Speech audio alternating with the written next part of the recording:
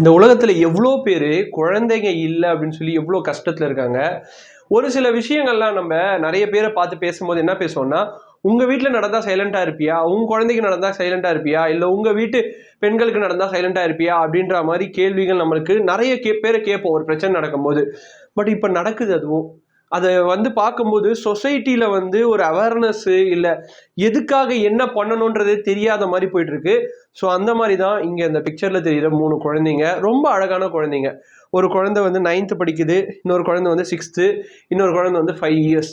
இது எங்கன்னா, புதுக்கோட்டை மாவட்டத்துல மதுக்கூர் அப்படின்ற ஒரு இடத்துல இந்த ஒரு இன்சிடென்ட் அப்பா தன்னோட 3 குழந்தைங்களையும் கொலை பண்ணியிருக்காரு.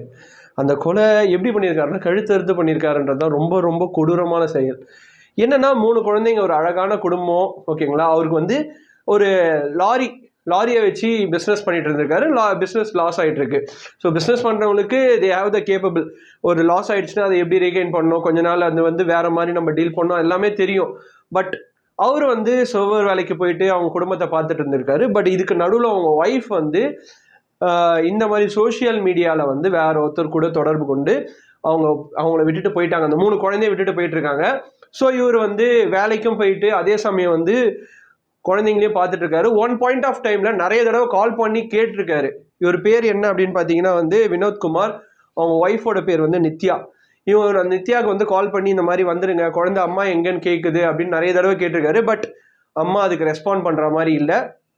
ஸோ ரொம்ப ஃப்ரஸ்ட்ரேட் ஆகி ஒரு நாள் என்ன பண்ணியிருக்காருன்னா, குடிச்சிட்டு ஒரு 3 ஃபுட் பேக்கெட்ஸ், சாப்பாடு பேக்கெட் வாங்கிட்டு போயிட்டு அந்த குழந்தைங்களுக்கு கொடுத்துருக்காரு. அப்பா வாங்கிட்டு வந்தா யாருங்க நம்ப மாட்டா? கொடுத்துட்டு 3 குழந்தைங்களும் கழுத்தறுத்து கொண்டுட்டு இருக்காரு. எப்படி தெரியுமா இருக்கு? ரொம்ப ரொம்ப இந்த விஷயம் கேட்கும்போது இதை நம்ம ஒரு விஷயமா எடுத்து பேசுறோம், டாபிக்கா எடுத்து பேசுறோம். பட் உண்மையாலுமே அந்த இடத்துல உணர்ச்சி பூர்வமா வலியை அனுபவிச்சு இறந்த அந்த குழந்தைங்களோட நிலைமை யோசிச்சு பாருங்களேன்.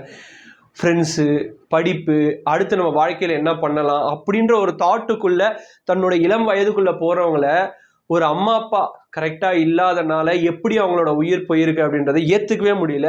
இதை பற்றின உங்கள் தாட்ஸ் என்னன்றதை மறக்காமல் கமெண்ட் செக்ஷனில் மென்ஷன் பண்ணுங்கள். ஸோ இந்த மாதிரி விஷயங்களுக்கு மறக்காமல் கார்த்திக் ரவிச்சந்திரன் சேனலை சப்ஸ்கிரைப் பண்ணி வச்சுக்கோங்க.